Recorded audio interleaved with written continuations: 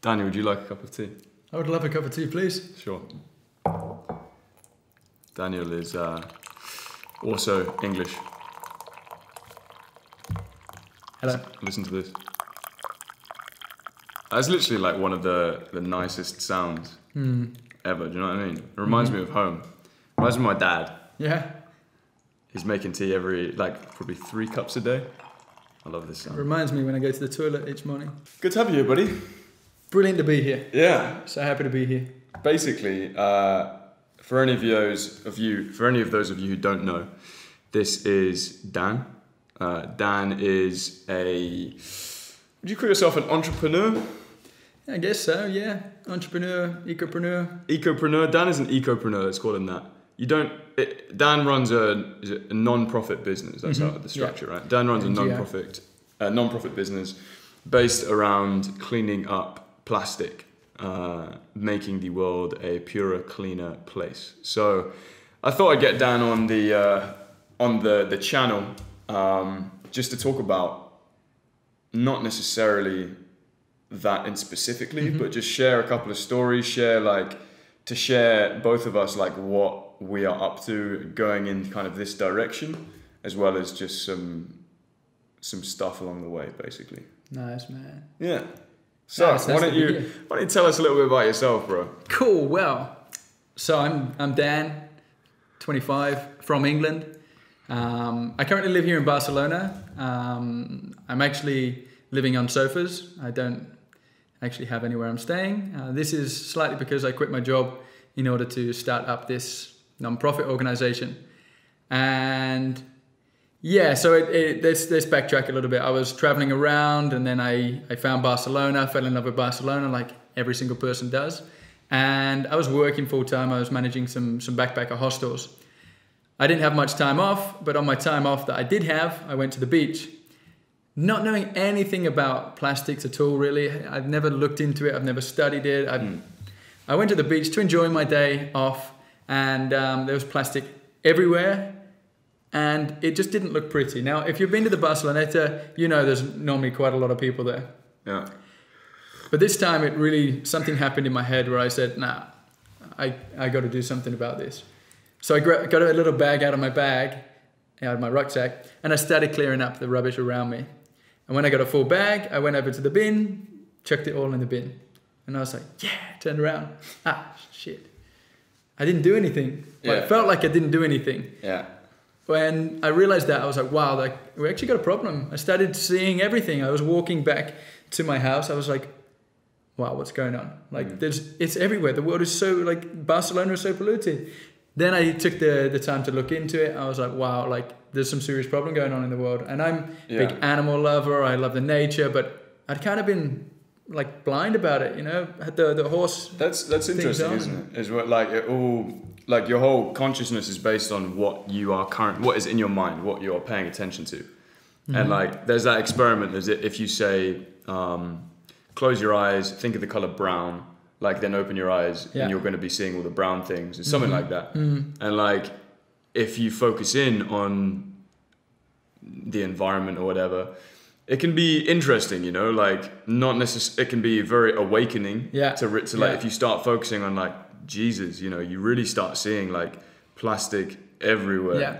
Or you start paying attention to how polluted things actually are, which can kind of put you in that. This is why everyone wants to do this to the environment, because or what we're doing to the environment, because it's not nice, Yeah.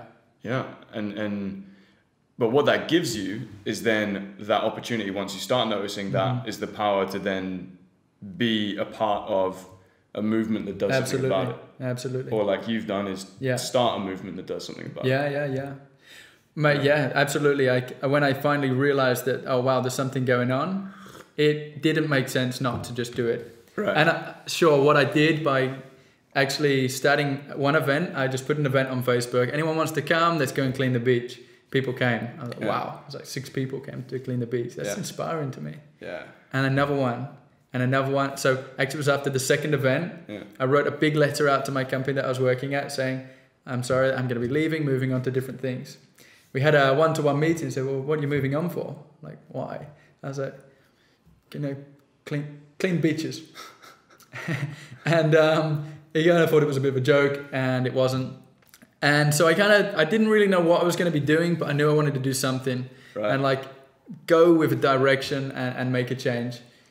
And it started off with the plastic, and it's led to one thing. Now we've got an organization, or it's almost at the point where we're an official organization. We just got to fill some paperwork. Okay. But it's a point where we've got 30, 40, 50 people coming to every week, every event every week. Yeah. And we're making such a big difference, inspiring young people, old people, and actually doing something about it. And this just gives us such a big opportunity now to like really do something, like get into the schools, get into you know the politics side of it. Let's just do something because we need the change. How we're going right now, we're gonna have a point where it's just that's it. Ciao humans. Right. You know. Right. Yeah. Now there's other side of it, but pollution and plastic and all these kind of things. The world is polluted right now, and it's a big topic that we need to address. Yeah.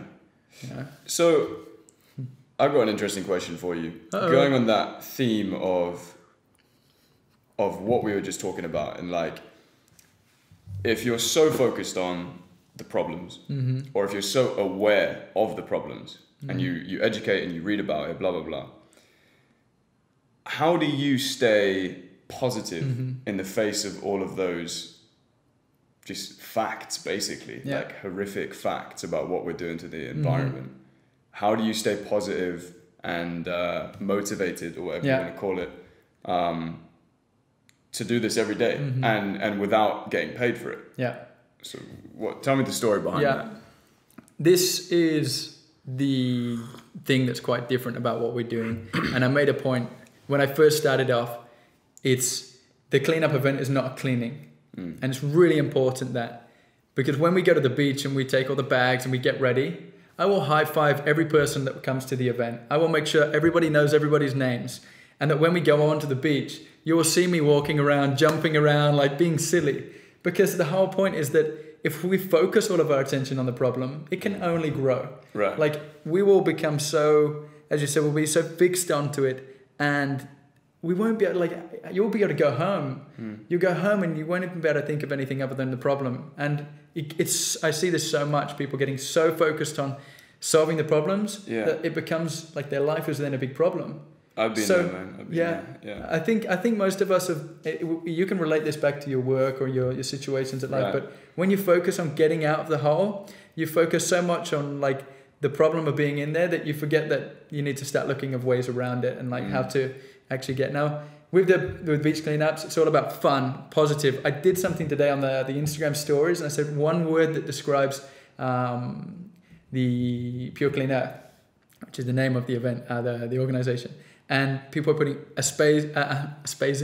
amazing, inspiring, fun, all the words that you just want to hear and that do not relate at all to cleaning. Right. Because I don't see myself as a beach cleaner. I see myself as a tribe leader, a tribe enthusiast or something. I don't know. Like, it's I get fun, you. You know? So it's, and this is what we were talking about just before. This was like, if you can making a difference fun. Yeah. Or kind of like instantly gratifying, then that really is the secret, right? Yeah. Because that's essentially what you're competing against. You're competing against instant gratification of I'm thirsty, I'm going to buy a bottle of Coke. Yeah. Or I've bought this bottle of Coke. What do I do with it? It's just so much easier. Just leave it on the floor or put it in a bin without recycling it or whatever. The instant gratification of doing those things, you know, it won't make you feel good, but it just easy, done. And so what you're competing with your events, you know, what's easier? Continuing to consume plastic, very easy. It's like the easiest thing to do ever. Or is it easier to like, you know, go to one of your events, you know, get up early, go there. And if you had positioned your event as like, we're a bunch of cleaners, you know, every morning we get up super early, it's raining, we go out and we just clean. It's just what we do. Then it's, you know, no one's going to turn up. Absolutely. And I tell you what, first of all, there wouldn't be anyone leading it because I wouldn't be able to do it if it wasn't fun. Right. You know, that's the whole point about it. Like, you come to the beach cleanup and you meet new people. You do something good for the world. Yeah. You're having fun, silly chats. Like, I will say stupid things that you would think, well, I don't know if you're saying that, but everyone laughs, or at least I laugh at myself. And, you know, then people laugh at me laughing at myself. Like, it's all about just doing something that's, you gotta have the mind of being like, I'm going out today to have fun. Yeah. And the side product of all of this is that we're actually cleaning, and we're like, obviously we're not like, okay, I'll give you a background real quick. We're not cleaning the beaches. We're raising awareness to find a way how we can prevent it from being dirty. We're not necessarily cleaning, because there's more going into the oceans and everything right now than there is what we're actually taking out. We've cleared 3,000 kilograms, and there's thousands of kilograms going in every minute. But the raising awareness, demonstrating action, encouraging people, inspiring young children and old people, like, it's so fun. That's a really cool way to see it. So to be clear, pure clean earth is, you know, if you see it, it's a beach cleanup, right? It is you basically taking out plastic off the beach.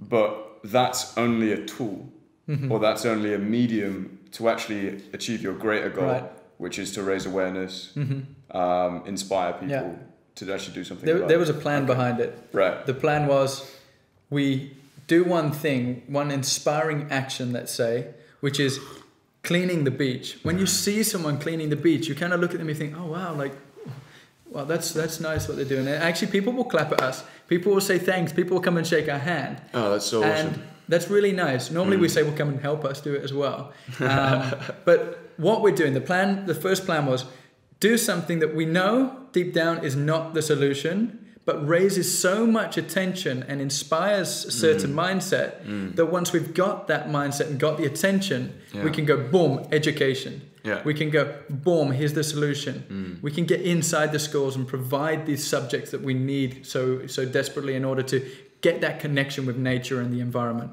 And the beach cleanups, we're not cleaning anything, but, well, we are, but we're not. But the point of it is that we raise that attention, we gain the attention to then inject everyone with the. I love that about it. The idea of using that as a tool to actually achieve your greater goal. I also love the idea of community and how fun would it be to go out, you know, every day at 5 o'clock on a Sunday on your own to do it, you know. Number one, you're just not going to do it. There's no accountability. If you know no one else is going to show up, you won't do it. Yeah. Number two, you know, okay, you could entertain yourself, feel good, listen to some music, but not really. Yeah. If you meet up a group of, you know, 30, 40, 50 people, you're all got a similar mindset, the same goal. Yeah. Maybe not even a similar mindset. Maybe you all just a connection that you're all human and you want to live in a nice planet. Yeah. That is the deep thing, and that you have fun, and you are like, you know, there's a couple of guys there who are motivating people, making sure you have a good time. Yeah. And then you go away from that afterwards, not only feeling like, okay, we helped clean up plastic, we helped raise awareness, but also like you are connected to other people. You're connected. Absolutely. You have a community. You are all like working towards something. I think that's a really amazing side of what you're doing. That's the most important part of it. Yeah. Because look, at the end of the day, if we don't know if we're going to save the planet or save humans from extinction and all these big things we were discussing, but let's at least have that as our goal and have a freaking awesome time on the way there. Right. Because if we are doing something which we believe is making the big change for the planet and doing something good for the humans, the animals and nature, we might as well have a roller coaster of a journey on the way there. And like just wake up in the morning going like, is it Sunday yet? You know, obviously we're inspiring people to do it on the day-to-day thing, but the group meet, people say, hey, I made a new best friend. Oh, now I've met a new influencer from this, and like, I can't wait because Sunday's gonna be great. Is it still, you know, like it's, I love it, man. My heart is in it. You know, it's when you love something that you do, like people say this a lot. You need to find something you love, and then you'll never be working a day of your life. And I think people really look at that and think, that's one of those sayings. But it's so true. When you love what you do, I haven't even thought about money and where I'm going to be and what house in the future. I'm just like, today let's talk about plastics and rubbish, and let's meet people and connect with nature and like. It's lovely, man. But to be clear, you know, for everyone listening, you are you're doing this stuff without an idea of necessarily money straight away, or like you're doing it on the passion. But to be clear, from the stuff that you've done, from the Instagram account that you have that's growing really fast, from doing the YouTube stuff to connecting, you're now in talks with the government in Barcelona. You've been contacted by multiple businesses to do talks at their companies. Yeah. And so like, it's quite funny, like people that, I can't remember exactly what the quote or the saying is, but it's like, do something you love, then the money will come. Yeah. But in a way, that's kind of what is happening, right? Yeah. Absolutely. And now we're not like overlooking the whole money side of it, and we know that as soon as we got the attention, we start giving out value and education to companies and to schools. We know that we're going to get funded. We're going to get this movement on the go. We've got some T-shirts that we've got, which we can earn a certain percentage of that, which can then fund some of the equipment and all of this. So we know what's going on. Yeah. But right now, we've basically said, me and the team, we've said, look, as long as we are going full pelt with our heart and raising attention to something big and being the best ones out there. Now, this is really important. We're connecting and collaborating with every beach cleanup. I'm not going out there saying I want to be better than Four Ocean, or I want to be better than this beach cleanup. We're going out there and we're like, how can we work together? Yeah. You want to work together? Okay, we don't care what you call it today. Let's call it Bob's Cleanup. Let's just clean up. Yeah. And let's just inspire more people. That's awesome. And yeah, the money will come later, man. Yeah. And it will. Like what we're doing now, it's already set. It's inevitable that this will be successful, and we'll be going. We've already built such a strong community, and it's going to grow and grow and grow. So I think it's just when you know it and you see the vision out there and you put every bit of your heart into it, like, That's awesome, man. Good to hear. Yeah. Well, that's a little bit about basically what Dan is doing. If you guys want to go and follow your stuff, you want to give yourself a quick shout out? Yeah. So you can find it all on Pure Clean Earth. This is on all Facebook, Instagram, Twitter, and everything. Pure Clean Earth. If you want to find me, you can find me at Plant Powered Travel. Same again on all of the social media accounts. Awesome. And we will be back in part 2 of this little mini-series, interview, whatever you want to call it. Until then, guys, I hope this has inspired you. Go and check out Dan's stuff for sure. It's really cool just to see what he's doing. And also for me, it's like to see what's possible when you just kind of put your mind towards doing something good. It's not necessarily that it's so easy to just think, by doing this, I'm going to lose time. I'm going to, lose my energy. But really, it's quite the opposite. In the amount of you create energy. You create it. The energy that you've got from this. Yeah. Yeah. Cool, man. All right, guys. Until next time, we'll see you very soon.